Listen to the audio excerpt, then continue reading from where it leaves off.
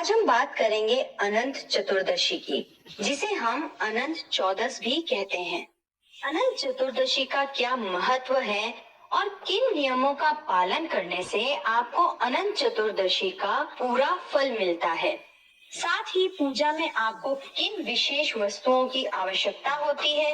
अनंत चतुर्दशी और अनंत सूत्र को बांधने के पीछे क्या कथा है वो भी मैं आपको सुनाऊंगी, तो वीडियो को एंड तक जरूर देखें। हिंदू धर्म में अनंत चतुर्दशी का बहुत ही विशेष महत्व बताया गया है। इस दिन भगवान विष्णु के अनंत रूप की पूजा आराधना की जाती है। भाद्र मास के शुक्ल पक्ष की चतुर्दशी को अनंत चतुर्दशी का पर्व मनाया जाता है। इस दिन व्रत रखने का और अनंत सूत्र बांधने का बहुत ही विशेष महत्व होता है। शास्त्रों के अनुसार अनंत चतुर्दशी का ये व्रत जीवन के सभी कष्टों से मुक्ति पाने का मार्ग है। माना जाता है कि जो व्यक्ति इस दिन व्रत रखते हैं, विष्णु भगवान उनकी समस्त समस्याओं को खत्म कर देते हैं। पौराणिक मान्यताओं के अनुसार अनंत चतुर्दशी का जो व्रत है, उसकी शुरुआत महाभारत काल में हुई थी। तो चलिए अब जानते हैं इस व्रत के महत्व के बारे में।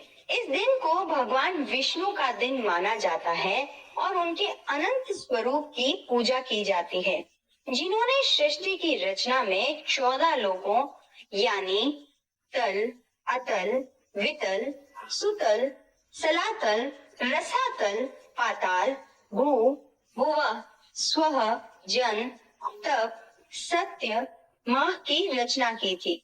इन लोकों का पालन और रक्षा करने के लिए भगवान विष्णु 14 रूपों में प्रकट हुए थे, जिससे वो अनंत प्रतीत होने लगे। इसलिए इस व्रत को अनंत चतुर्दशी का व्रत कहा जाता है। जो भी व्रती सभी नियमों का पालन करते हुए सच्ची श्रद्धा और भक्ति के साथ ये व्रत करते हैं, भगवान विष्णु अपनी कृपा दृष्टि उस पर जरूर रखते हैं और साथ ही सभी समस्याओं का अंत कर सभी सुख और सभी मनोकामनाएं पूरी करते हैं। तो आइए अब हम बात करते हैं कि इस व्रत को कैसे रखना है और इस दिन भगवान की पूजा करते समय किन नियमों का पालन करना है और क्या आपको सावधानी रखनी है। सबसे पहले ब्रह्म मुहूर्त में उठकर स्नान ध्यान आदि से निवृत्त होकर व्रत का संकल्प करें। इस दिन आप अन्न का ग्रहण ना करें। यदि ऐसा संभव ना हो तो आप फलाहार ले सकते हैं। साथ ही आप विष्णु नाम का जितना हो उतना जाप करें। मन में सात्विक विचार रखें, किसी भी तरह की द्वेष भावना ना रखें।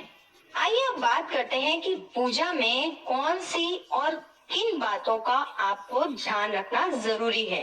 इस दिन भगवान विष्णु के साथ यमुना नदी और शेषनाग की भी पूजा की जाती है। सबसे पहले कलश को माँ यमुना का स्वरूप मानते हुए उसकी स्थापना करें। साथ ही शेषनाग के रूप में दुर्वा रखें और हाँ, कुश से निर्मित अनंत की स्थापना भी जरूर करें। आप चाहें तो भगवान विष्णु की मूर्ति की भी स्थापना कर सकते हैं। और इसके बाद आप एक कच्चा सूत लें और उसे कुमकुम, केसर या हल्दी से रंग कर आप अनंत सूत घर में बनाएं।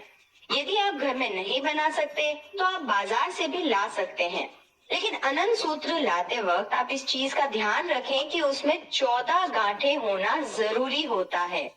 इस सूत्र को भगवान विष्णु को अर्पित करें और अब भगवान की गंध, अक्षत, पुष्प, धूप, दीप, नैवेद्य आदि से पूजा करें। पूजा करने के बाद आप अनंत सूत्र को अपनी बाजू पर बांध लें। यहाँ मैं आपको बता दूं कि महिलाएं जो हैं वो अनंत सूत्र को बाएं हाथ पर बांधती हैं, जबकि पुरुष जो हैं वो दाहिने हाथ पर बांधते हैं। अनंत सूत्र को बांधते समय आप इस मंत्र का उच्चारण करें। इस दिन आप यथासंभव दान जरूर करें। जैसा कि हमने आपको पहले भी बताया है कि इस दिन दान का बहुत ही बड़ा महत्व होता है, तो आप जो भी चाहें, जैसा भी चाहें, दान अवश्य करें।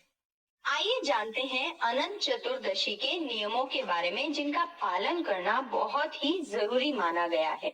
जो व्रती अनंत चतुर्दशी का व्रत करते हैं जो अनंत सूत्र बांधते हैं, जो भगवान विष्णु की कृपा पाना चाहते हैं, इन नियमों का पालन करना उनके लिए अति आवश्यक।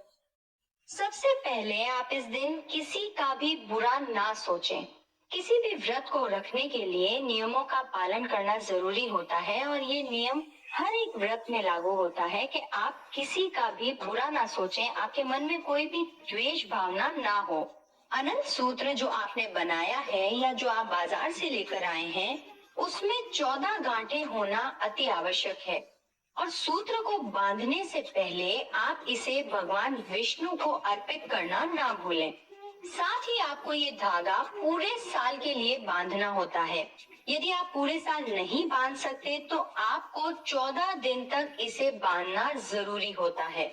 ऐसा क्यों है, उसका कारण भी मैं आपको बता दूं कि अनंत सूत्र को बांधने के बाद आपको शुद्धता का पूरा ध्यान रखना होता है।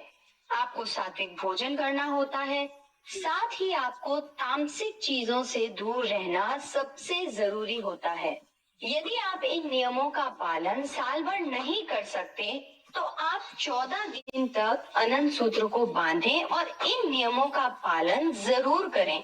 इसके बाद अनंत चतुर्दशी की कथा जरूर सुननी चाहिए या फिर पढ़नी चाहिए। तो चलिए अब हम सुनते हैं अनंत चतुर्दशी की कथा। एक बार राजा युधिष्ठिर ने राजसु यज्ञ किया। उस समय यज्ञ मंडप का निर्माण सुंदर होने के साथ बहुत ही अद्भुत था। यज्ञ मंडप इतना मनोरम था कि जल व थल की विभिन्नता प्रतीत ही नहीं होती थी। जल स्थल तथा स्थल जल की भांति प्रतीत होता था। बहुत ही सावधानी करने पर भी बहुत से व्यक्ति उस अद्भुत मंडप में धोखा खा चुके थे। एक बार दुर्योधन भी उस यज्ञ मंडप में आ गए और एक तालाब को स्थल समझ उसमें गिर गए। द्रौपदी ने यह देखकर अंधों की संतान अंधी कहकर उनका उपहास किया। इससे दुर्योधन को गुस्सा आ गया। यह बात उसके हृदय में बाण समान लगी। उसके मन में द्वेष उत्पन्न हो गया और उसने पांडवों से बदला लेने की ठान ली। उसके बाद दुर्योधन के मस्तिष्क में अपमान का बदला लेने के विचार उत्पन्न होने लगे। उसने बदला लेने के लिए पांडवों को द्यूत क्रीड़ा में हराकर उस अपमान का बदला लेने की सोची। उसने पांडवों को जुए में पराजित भी कर दिया। पराजित होने पर प्रतिज्ञा अनुसार पांडवों को 12 वर्ष के वनवास को भोगना पड़ा। वनवास में रहते हुए पांडवों ने अनेक कष्ट सहन किए। एक दिन भगवान कृष्ण से मिलने पर युधिष्ठिर ने अपना दुख कहा और भगवान से उपाय पूछा। तब श्री कृष्ण ने युधिष्ठिर से कहा, हे युधिष्ठिर, तुम विधि पूर्वक अनंत भगवान का व्रत करो। इससे तुम्हारे सारे संकट दूर हो जाएंगे और जो राज्य तुमने खोया है तुम उसे पुनः प्राप्त कर लोगे। युधिष्ठिर ने पूरी श्रद्धा और भक्ति के साथ भगवान अनंत का व्रत रखा और विधिवत पूजा की। इसके बाद युधिष्ठिर ने युद्ध में दुर्योधन को हराकर अपना सारा राज्य वापस भी ले लिया। तभी से अनंत चतुर्दशी का व्रत सभी समस्याओं का अंत करने वाला और सभी मनोकामनाओं को पूर्ण करने वाला माना जाता है। वही पौराणिक ग्रंथों के अनुसार अनंत चतुर्दशी के अनंत सूत्र से जुड़ी एक कथा और भी है। प्राचीन काल में सुमंत नाम के एक तपस्वी ब्राह्मण थे। उनकी पत्नी का नाम दीक्षा था।